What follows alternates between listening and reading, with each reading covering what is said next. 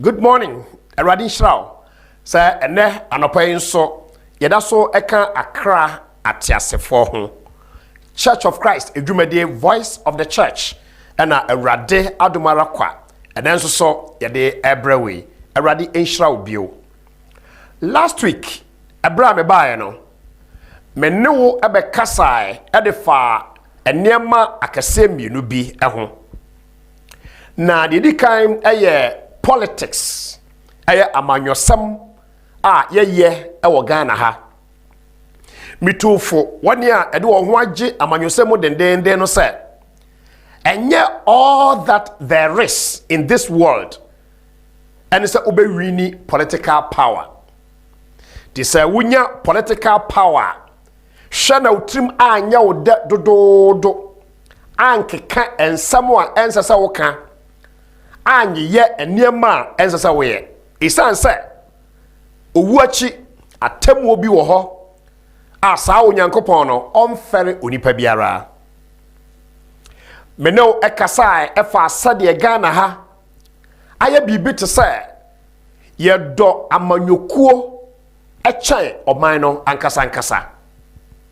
moma yenhwe eniema we no nyina eyie ebra ye try se ye be build ye mine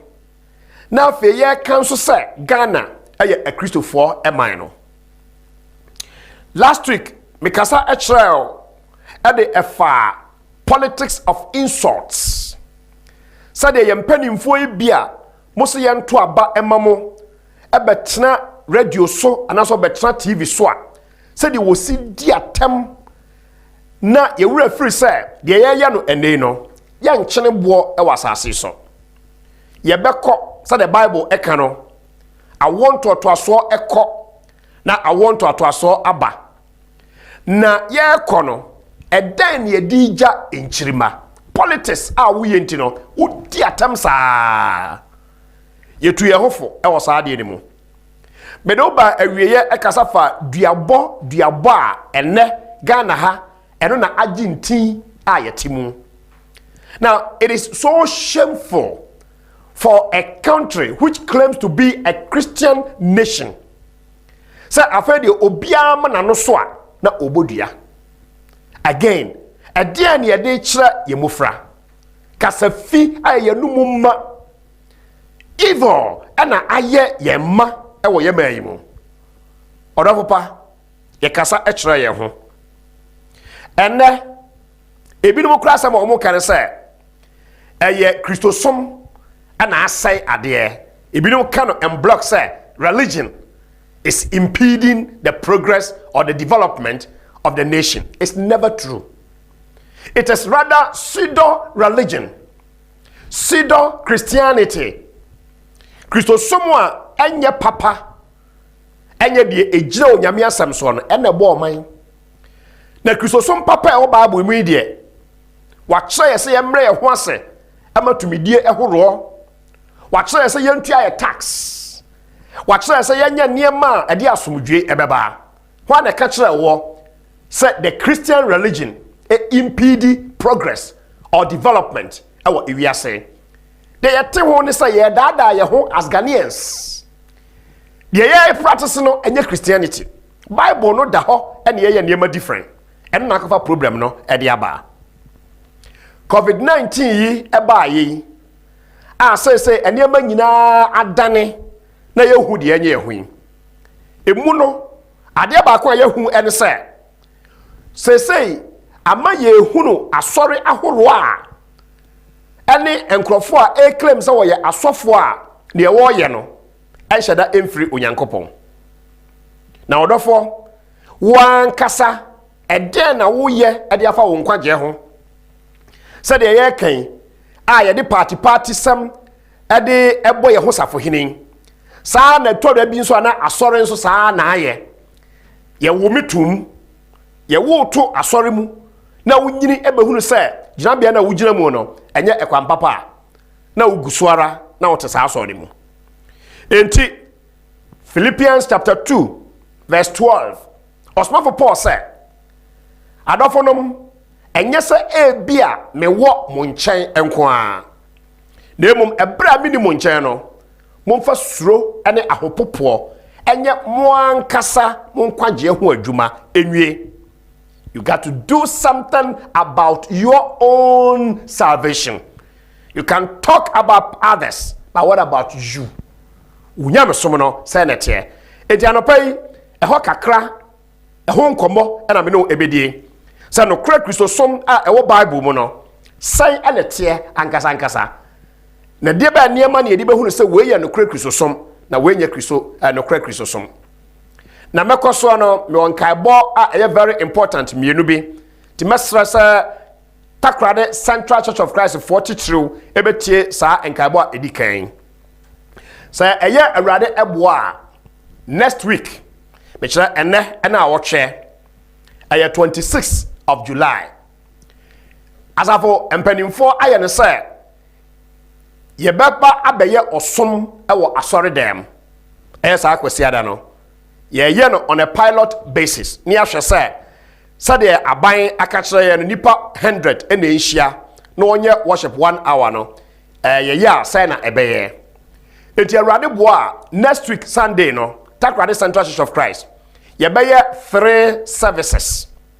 meaning say nipa 300 ebenya kwan na yakohia ewo yaso dem na yasom awrade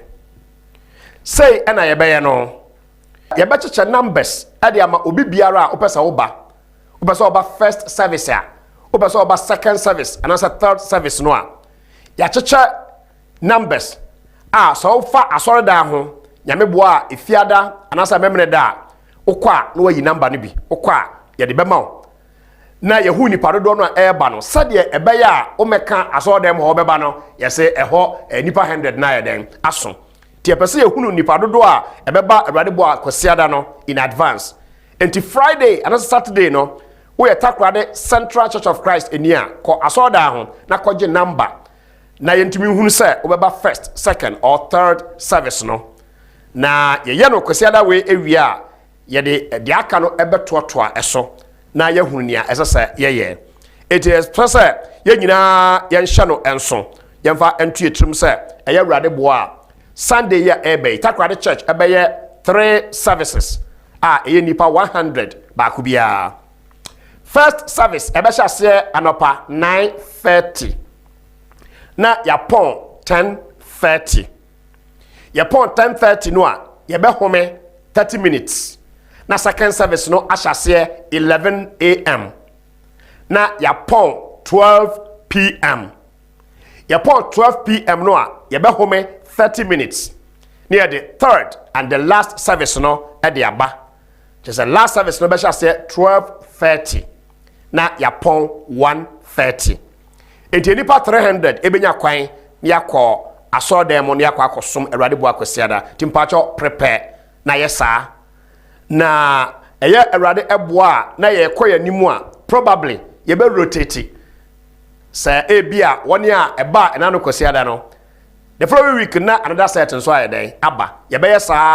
na ye nkoso enhyiam ewo afiafie ni mu hweye na covid ebrei so no awrade Yesu bisa Peter wase Petro enti udom ya na enti saa yare aye ba ye ne ka se ye ntra fie no enti no ye som ewo afiafie mu no obi atena ho no mu a onko fie bia mu nko worship oda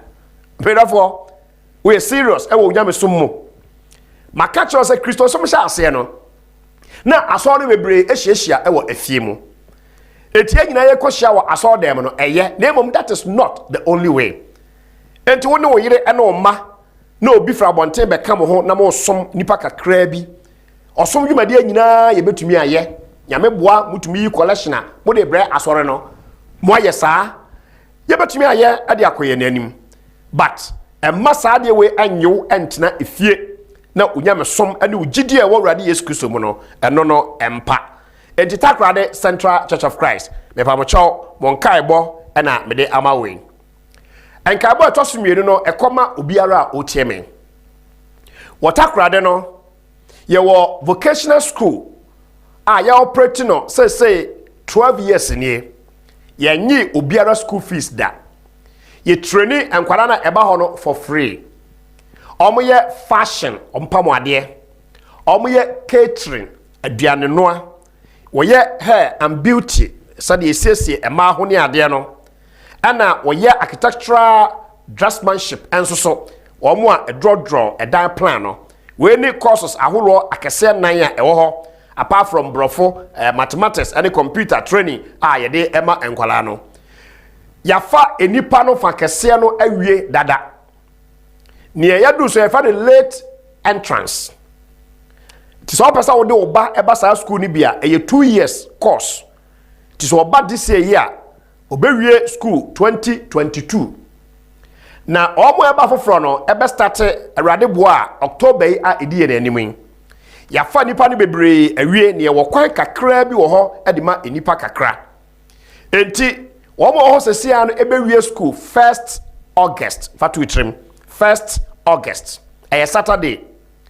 se omo kwa sa 1st August no obi apesa wo de oba ana wo a wutiemi apesa oba school ni bie no sa oba takrade oba school mu ho na obeje form fill form no na wo ensure say awrade boa October no obeba school no ebi enti mesrawo se ewie na wasembisa bia ewo sa school no enso ho a numbers no a ya na eda yen television so no fresh number no a ye be church enema bebre emu Church of Christ for any adofo no mo a ya mo ni je ho a se ye graduation ewo owavia mo babie no se de mu nim no ye graduation eye akese eda ye graduation no enipa makra ne nipa 3000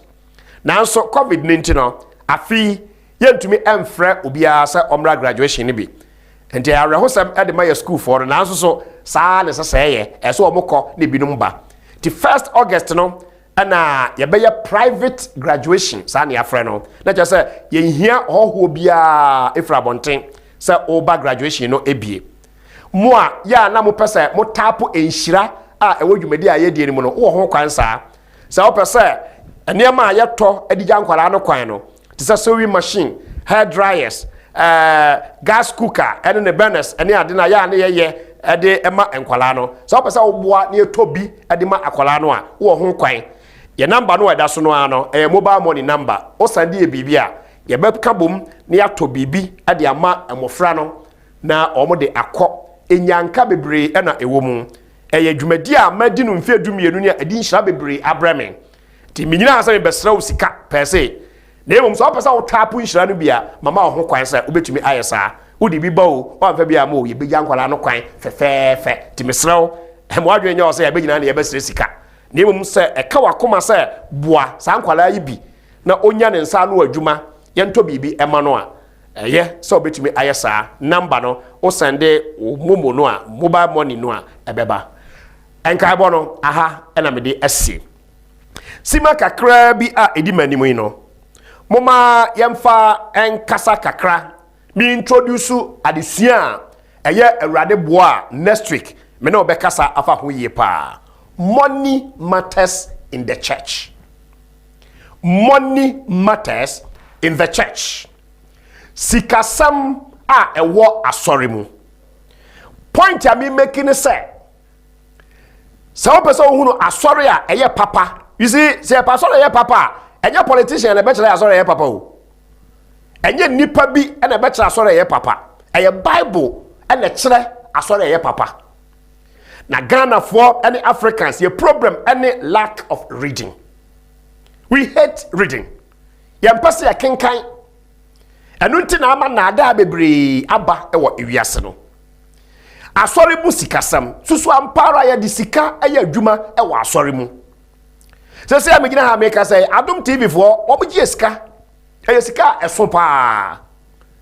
Nanso so se ya asori no. Yemfa ekwambone so. Ni enkoji nkrofo sika na debida. Enti so person hu na asori a eya Awurade Yesu Kristo dia ekwan a omo fa so ade gisika every church members ho ade nyame dwuma no eno be kire se asori no efri nyame anase emfri nyame Awurade mo a na te sa concept yi amede ma wo yi minim se covid eba ye ene nia ekoso se de ye bo asofo din se ni se ni ade no ababinim kura gidie ahwiagu. But minim say binum so eboa omo ma omo rethinke omo dwendwen ho bio woni asori a wokọ ene niema a ekoso no se eye nokre se wei eye kristosumu ana medafo emma obi anadaw Romans chapter 14 verse 12 Osmafo Paul na mo kronkron so tro se enti afei ye nyinara bebu yen akonta maako akere onyankopon Romans 14 verse 12 enti fatu utrim se daache atemuda no onyankopon emfre oyire ani ekulumpo onyankopon kofre adamfofo nemo obiara bebu na konta baako akere ono otumfo onyankopon no ne santi ye won kwagye ho adwuma na nsa adesua mno besua nyina no sabe no sua ye nko deep pa genti amaya ne sa ne se meke kansam no awo nani ani saa na sampara se opa no kura bi ahudi a maka cho se kona kosra Church of Christ ebenwo oba Church of Christ a ye som no emre a edikan no yesua Bible nko a ne ama kwan se obi amisa question enti nyantwene bone asa ene ye no Church of Christ de we pesa o tibi bi ase ti de make o TV so ze bibi kire wadwen a kosra Church of Christ bia ebenwo no na bisa na osampakani na oho no ene Bible akyerɛkyerɛfo no ebeboa wo amoate ne ma bi ase wa wo nkwagye ntio mi frika ya kyerɛ Ghana man ni wiase nyina se ena ada kese ena ekoso e Awurade Yesu Kristo edim no enye ne na COVID brace so no ababie so bebre enti ena me pa o kyɛw se ma woni mmere e wo nkwagye ho isan se ebetumi aboa wo medafo Ghana ha se ya me no etie won se maka kyerɛ dadaada na nkrofo boy adapa se he obi oso oyo odifo Ghana ha bia me so oboa enye nokre da na no no ayadesua o na abesua o Bible mu ama Bible no aboa wo amoate saa de na se wo sori a na me ko odifo we ho na me ko odifo we ho emma no titru wa chia ufiri chinye ede na won saka odofo na so nyankopon ase wo ma wade ne sa wo so wonye a obonsan be mo wade enti wa chinchin bebrebe no he me ka kyerɛw me bia hintase me so a kyerɛw se saamo difo ne bebre no me se na sa na no mo ate e wo wura Kennedy Japan ni program so omo ababi omo ho a kyerɛ enro any tricks occultism black magic white magic juju any tricks and nkrofo eyusu isansa Bible mu si ekomu ankasa si ekaso obi ye odifo a enko odifo nti asore ama asore no onu difo no e na osa ye sofo e wa asore ni mu wote o Bible mu da ben se odifo Isaiah ati asore wote da ben se Jeremiah ati asore enu nti sa wo pe so obi o true dinia na so onye o true dinia sa Bible niemai e na wo de hwe prophet on ti asore so Ghana ha mo prophet fo nyina ati asore o ye head pastor o ka obi nka bi aso se ka nyina ahye botom ana o de nam ana mo chi nkrofo isu chin e dey be prophet na sa me do Bible mu a ana be hu asama me ka ne se no kwasem pefe se obi aso ye prophet ene na me daaye me wura honhom wiase sa languages na de o mka kare nyina no na ada asam na ye nhwe onipa nim emu anatan enti unti ko hwe obi ade mu so ye false prophet na so ye false prophet age so wura Bible ni mu now the Bible and some atoto Bible ho na be hu no se ni obi kan de obi ye no no kore anasa nya no kore Ghana man mumia nsore na sa na da asemi adoso dodo wa last week na me ka kyerɛw say obi wo man mu ahyenkwam say na odi ka ahyenkwam ne dada o hwasam no ye o last year December obi biara o mampani dada Mahama ebe choose no as running mate no say di prakon anhwe yi a obewu ana so we ye nkom hye wo ho enti ekọ ya no de di ka jesa odi hu e hye ono Mahama no ana adi hu ehye obi nso anko be invite no mu meanwhile ye nim wo kasa no ba bia ufiri ba me dafo wo tell me o man pade no enya nyi ne ready mate no ye kasa bebre e wo man mu ene wontimi nyie no wontimi nyie okoyi nso so a afa kwa de je se asam no kra esre obi kwa se sabe ma me panimu a wote se no ne ho nye fe ene ba asam kra ni afa de da ben na politics e be ya beauty pageant odafo wo teme dirty politics ene ye e wo man mu yesi yankoto aba Ghana ha e ya MPP ni NDC ene political parties akese mienu ebre no so na akogina daka no mu a de opasa otoma no na kwa ofie e de ba kasa bebrebe so nie sa me migina hai sa ma ba sa meto e de ama akufu ado a ho de betima convince me sa ma ba sa meto a president Mahama me migina hai wo betima convince me na me de sa be mani nye ye koso wo wiase no me hunu me ntumi anwene na ye nyai sa ne ma ne man obewu na John ewu ende ye nya prophet bia Ghana ha ama na ehu se the attention Nigeria so called prophecy bi nso say sabe mpraduas ye president obewu na no so mo fa na san eno nso mo fa na san mo me anyeje sa ankrofo yi so wo mo nyanyame adifo bia o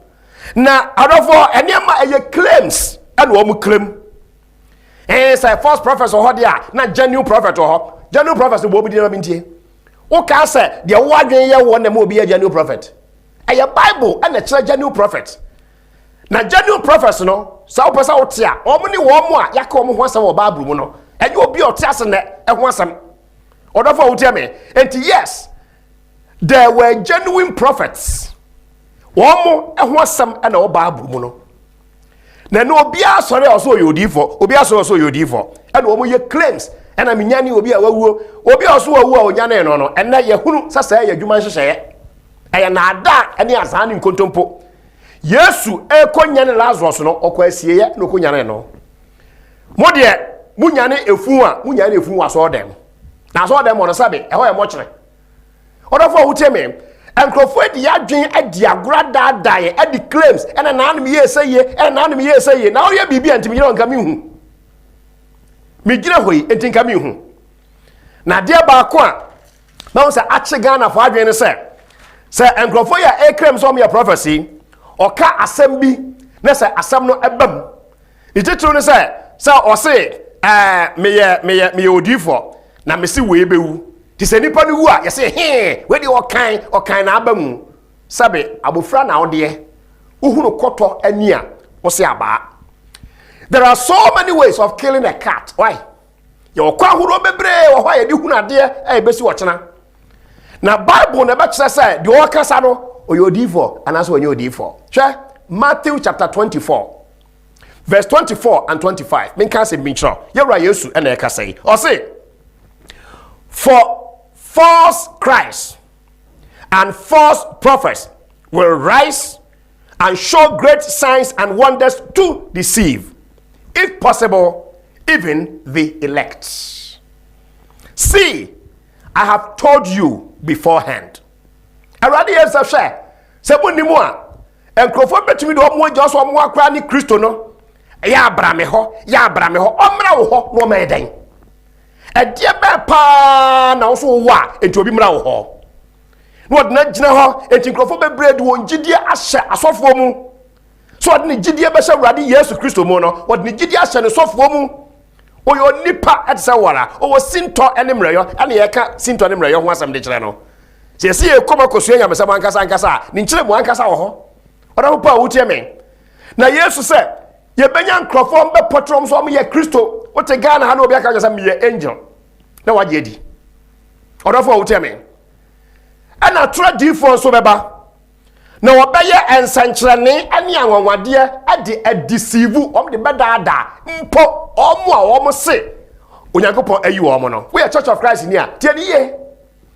Wan hwe yi a Bible so mbeye nwanwade ne sanje ene wo hye nkom na ba mu therefore oyodifo wati obi kaso obi bewu na se nipa no hu a eno nko ano nkyerɛ sɛ saa nipa no ayodifo never me na papa a wo tie me eye claims ana omo ye enu nti ene eye Awurade bo a ɔkyerɛ no anasa next week no adesua me no obesua no ana me bie so kakra akyerɛ wo money matters in the church. was what you did for a quan ben or first or digisika. 1 Timothy chapter 6 verse 10 said, na boni nyina ehini ane sika pe boni a ebinum ade a kire na wode yaw bebre awowo won ho me da papa enne asori mu yese fa bi consultation fee da ben na kenkan bible a obi ko Yesu Kristo ho a Yesu e ma ni tua bibie obi ko Paul ho a Paul ma ni tua bibie wanim ne edi hunu so yo di for ana onyo di for oyo osofo ana onyo osofo Bible da ben ade obi ko hunu nyame nipa a wo sage se wo tua bibie ansa so a seed de na da bebrebe e da nipa jinkrofo ho sika so a seed obi be so seed a ona ama no so ofina komam ade ni pem e na obeye saade no okwan bia so ne ehunahuna ho enti so dudu uti atata ya me bia kwa ma wo ufiri tata ufiri tua taiti e kwan na nyame bia ma no chehye miere nya sofo no a e na aye yie hwene ka wotim ifia wotim ane ade nyina no e chesa kwa na yeye e kwan na twaso wo kire wo nkire no wa giu sika bone enye ka ene dan a wotim no ene bone no e kwan na wo faso nya sika no a udi anya de wanya no me da papa a wuteme akwankire ade we beto akwankire no e kire akofa webra na de sika dan atua to ena ada we na ekoso wo wiase enye Kristo som eni Bible ba bia obi a wo so ya sofo wase maye ebura mu nsuo na ebura mu nsuo no menton tie kasa no menton ne wo se wo ba for dia no wasabi free la for ebo no ye sha se free 5 million Ghana for na fe de sabe mpradi asa ya dwene akofom sa ade na wonton no na obi meba afode no afode na nipa ne mebo no otwa price de ato ho nipa boni sem wei na nipa edi awo manimu ade abosonsom ane hohom boni aye niema na wode ahunahuna enkrofo se Yesu kan se impo wo awe no kura Kristo ni wan hwe ya wode sa de be den wode be daadaw sanna etie otwere konkro kwanso Davida nene assignment am dem 2 Corinthians chapter 9 verse 6 and 7 Paul said na we de odia no enchinchiri mu no obetwa no enchinchiri mu de odia no bafu no obetwa no bafu anya amemremfe anasa ohye na sade obiara asusu wona koma mu no na oma na awurade edo de otenanim ema menua collection ani sika bia gina so dem twa say voluntary if you are mu na wo ye no saa next week se me ba me no ba bie saa ensem akyerew asori ye nyame dia no ekwan ya ofaso edigi sika e wo asori dem.